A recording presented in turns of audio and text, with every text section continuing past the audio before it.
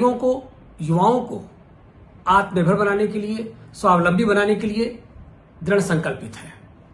उसी के अनुसार शिक्षा परक, गुणवत्ता परक शिक्षा को प्रदत्त करने के लिए, समृद्ध बनाने के लिए और विकासोन्मुख बनाने के लिए भी दृढ़ संकल्पित है। राज्य सरकार व केंद्र सरकार दोनों ही मिलकर के एक सार्थक प्रयास कर रहे हैं, जहां समाज में समाज की समरसता के अनुरूप, समाज की सोच के अनुरूप और समाज की आवश्यकता के अनुरूप विकास होना चाहिए।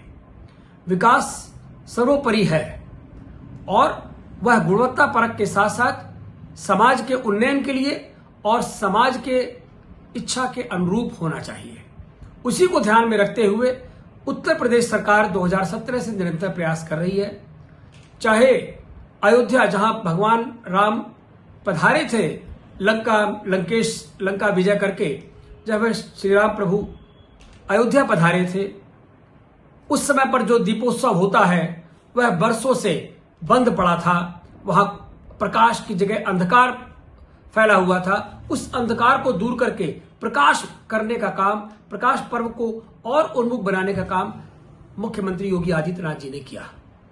और चाहे वो दीपोत्सव के रूप में हो, चाहे विंध्याचल देवी का एक उनके मंदिर का जीर्णोद्धार होकर के बड़ा भव्य विशाल मंडप तैयार हो रहा हो, चाहे राम मंदिर अयोध्या में जो करोड़ों हिंदुओं के आस्था का केंद्र है बन करके तैयार है, उसकी व्यवस्था हो, उस पर भी काम हो रहा है।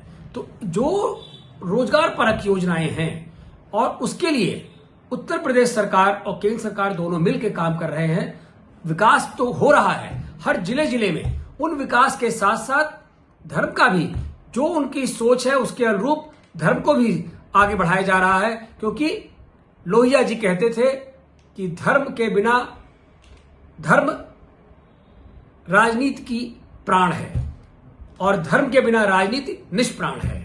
तो उसी को आगे बढ़ाते हुए यह काम किया जा रहा है। लोगों को गुणवत्ता परक शिक्षा मिले, स्वास्थ्य मिले, स्वास्थ्य की चिंता हो, खेल खिलाड़ियों के लिए एक ऐसा संसाधन, लोगों ने देखा कि एक संसाधन की जो बढ़ोतरी की गई, जो संसाधन वहां विकसित किए गए, उन संसाधनों से हम कितने मेडल जीत करके विश्व से लेकर के आए हैं। इतने मेडल की बरसात जो हुई है, ऐसी बरसात इसके पूर्व कभी किसी ने नहीं देखी।